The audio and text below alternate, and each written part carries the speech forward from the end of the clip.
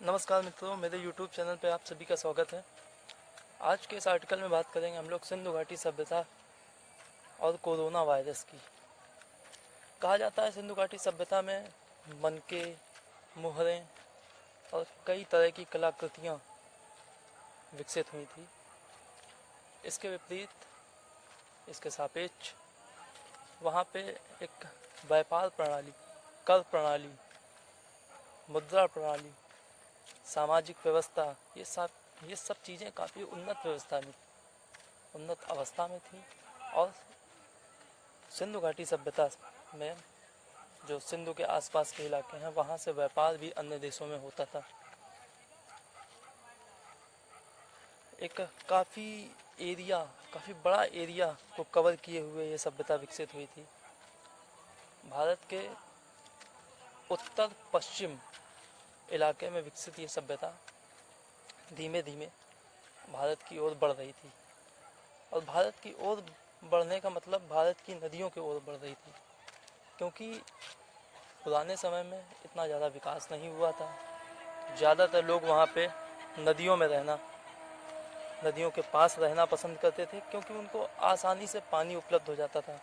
और पानी की खपत उस समय शायद ज़्यादा होती होगी, क्योंकि एक तो सबसे बड़ी चीज़ है कि कृषि उत्पादों में पानी की ज़रूरत होती थी, पीने के लिए भी पानी की ज़रूरत होती थी और पशुओं के लिए भी पानी की ज़रूरत होती थी। इन सभी को संज्ञान में लेते हुए वहाँ के व्यक्तियों ने या वहाँ के व्यक्ति नदियों के पास ही रहा करते थे।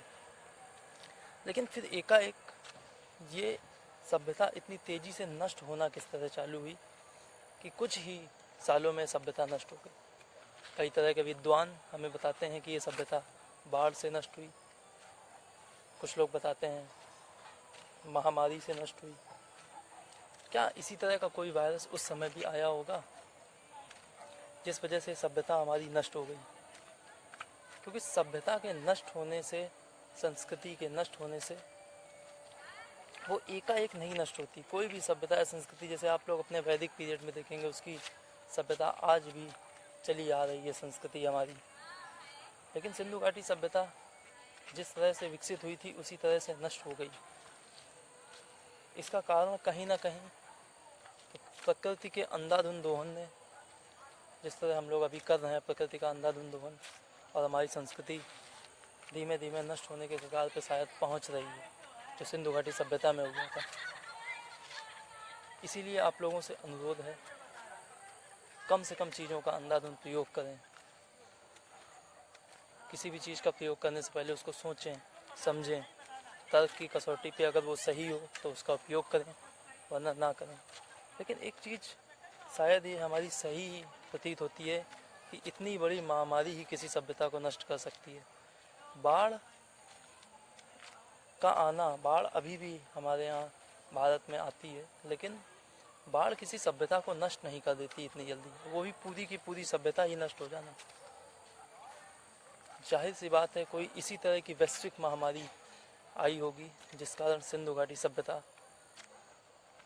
नष्ट हुई। लगभग 2500 ईसा पूर्व पहले विकसित हुई थी ये संस्कृति, जो 1500 ईसा पूर्व तक ही चली थी। और इसके बाद विकट महामारी या किसी इसी तरह की महामारी ने इस सभ्यता और संस्कृति को लील लिया। धन्यवाद मित्रों। अगले आर्टिकल में इसी तरह का कुछ नया होगा और आपके साथ फिर हाजिर होंगे। धन्यवाद।